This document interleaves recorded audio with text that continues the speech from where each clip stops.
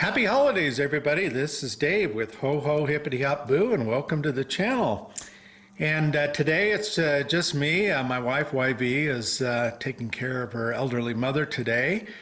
But we need to shoot a couple more videos, get them up before Christmas here. And so I thought I'd take the opportunity to show you our family room. As we discussed, I think in our last video, if you haven't seen it, it's nice video of our dining room tablescape, but this was to be our Christmas year, but we put very little up because of a lot of things going on in our lives, including, helping elderly parents, and I'm still working, and anyway, you know how that is, life things. But this is a tree that for longtime viewers who have seen our Christmas videos in the past, that you've seen quite a bit. This is our main tree.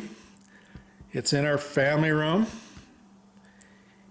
and it's a 14-foot tree, and it is decked out in basically lights and blown glass ornaments. And this is a kind of probably a different tree than most people put up, or different than most trees that you see in other videos. And in a lot of videos you see decorating, I'm going to call it designer decorating, where people pick a color, and a lot of times it's kind of a muted colors, it'll be whites and creams and natural earth tones, and then they'll typically run ribbon through it, and have, of course, like I said, ornaments that are kind of the same color, and a pattern that then a lot of people will continue throughout their house. And we don't do that, as you can see from this tree. It is bright, colorful, and kind of in your face.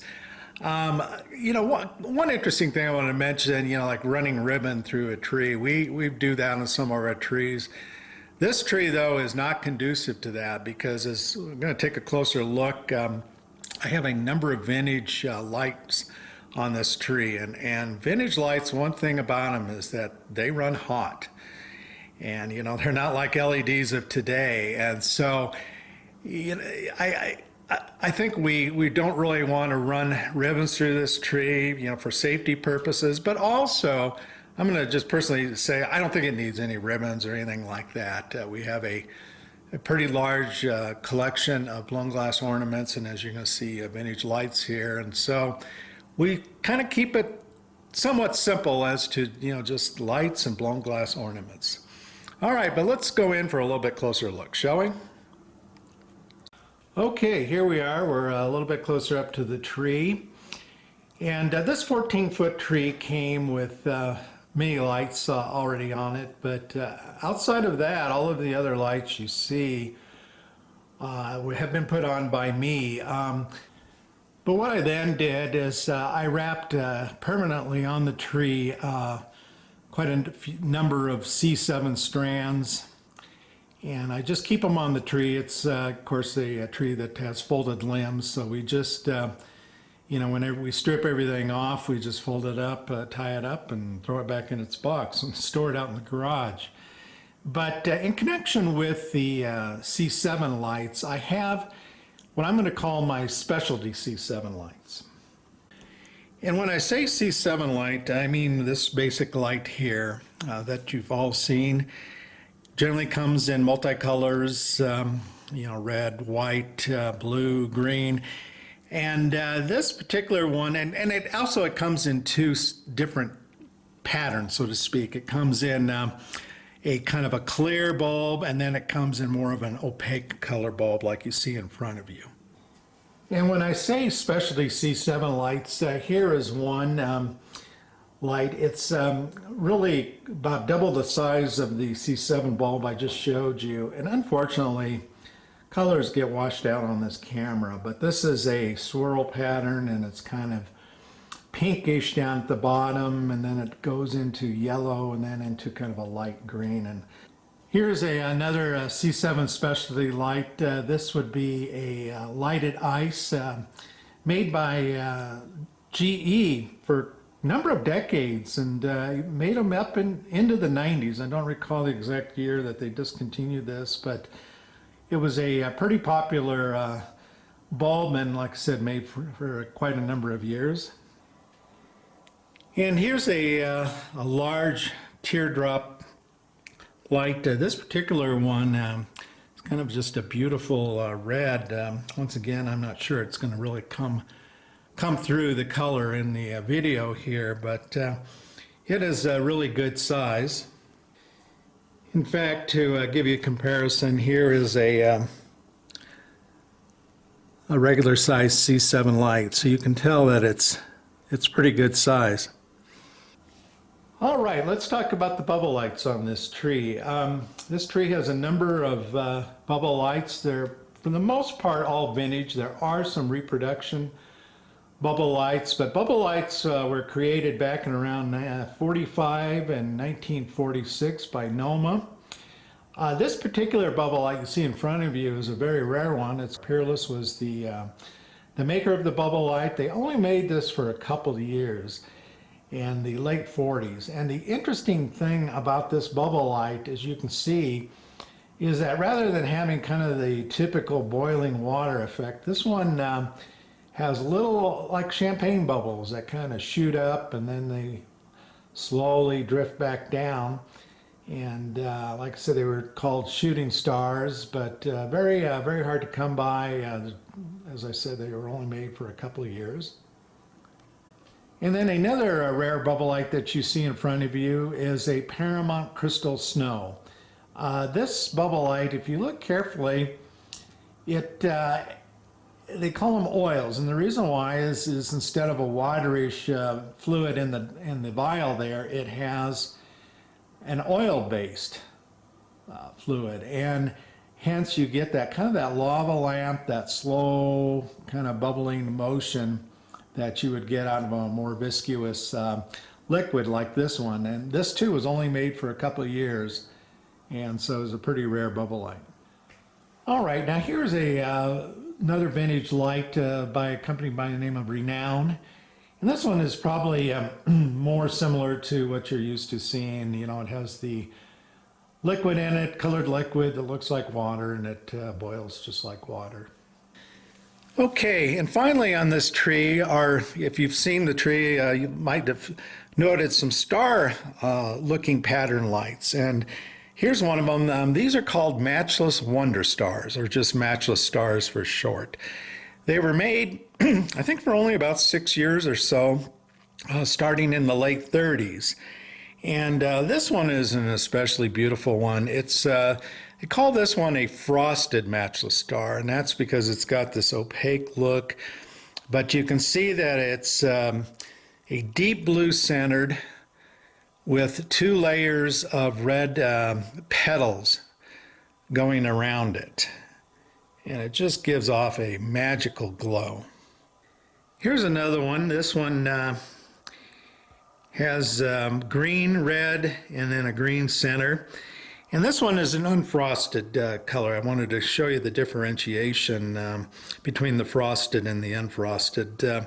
The frosted are more rare. This unfrosted version tends to be a little bit easier to find. And by the way, these come in 4 different sizes. This is the largest size. It's about, the diameters are right around 3¼ inches. All right, let's talk about the ornaments on this tree. They are all blown glass ornaments from various manufacturers, most of which are probably from Christopher Radko, a name I'm sure most of you recognize, but there's also some Patricia Breen's, Slavic Treasures, Gifford Collections, Polonaise, and a number of glass ornaments that, I'm not quite sure who made them. But anyway, let's take a look at some of the glass ornaments on this tree. They're just really quite beautiful and works of art. There's a number of these carousel style ornaments that I also have on the tree. Here's another carousel style ornament. This one is by Christopher Radko. And here's a fellow I'm sure you all recognize. And by the way, when you see glass ornaments where they have kind of appendages, like this one, the 2 arms and the legs, that are distinct from the primary body. Generally speaking, these would be made, this style of ornament would have been made in Italy. Here is a ornament that I just really like. It's got one ornament hanging from the other, and it's just kind of got interesting geometric and almost alien looking styling to it. But if you can imagine hand blowing that kind of work, just beautiful. Okay, here's a Patricia Breen ornament. Very much has a fall autumn look to it. Typically speaking, you don't see ornaments, done in these type of colors, black and some orange. Although in the last couple of years, I've noticed a theme of black and white, almost a harlequin type looking style. But this one is by Patricia Breen, as I mentioned. All right, another carousel ornament. This one is got swans on it by Christopher Radko.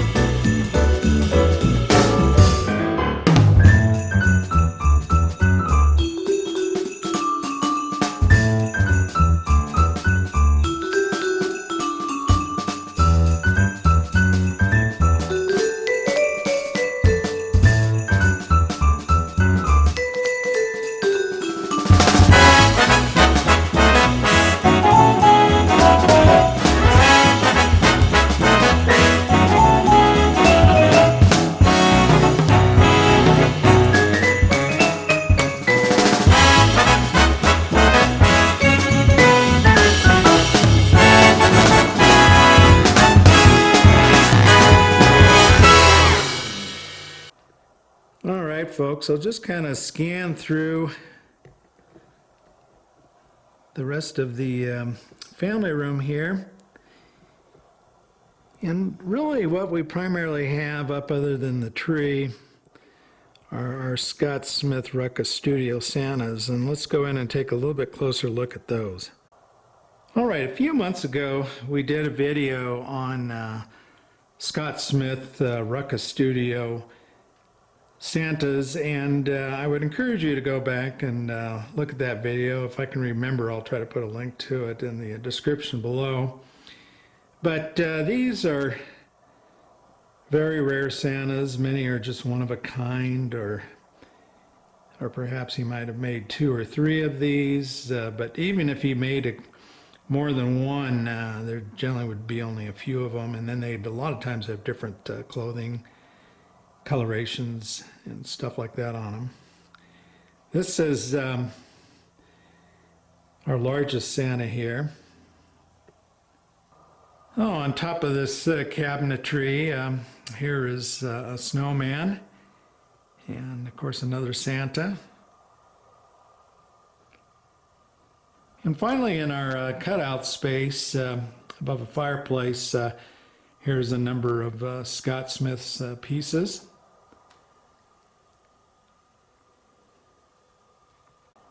Including this really cool Krampus piece, which is a nodder, by the way. And you can see I've started him off nodding there. Kind of a Victorian-looking Santa. And here's more of a jolly old elf style Santa with 2 helpers.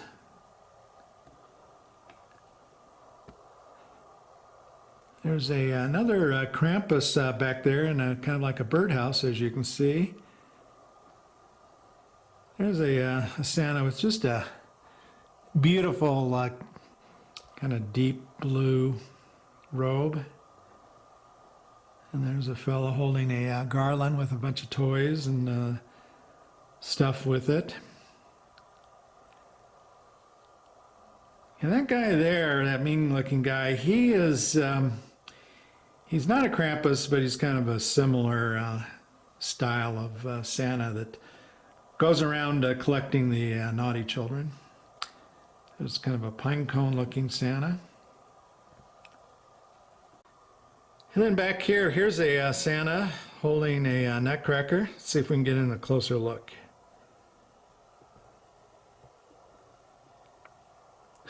There's that nutcracker. He doesn't look like he's very friendly either. And then here's a nice looking Santa holding kind of a clownish jester item there, and then you can see a lot of items in his sack.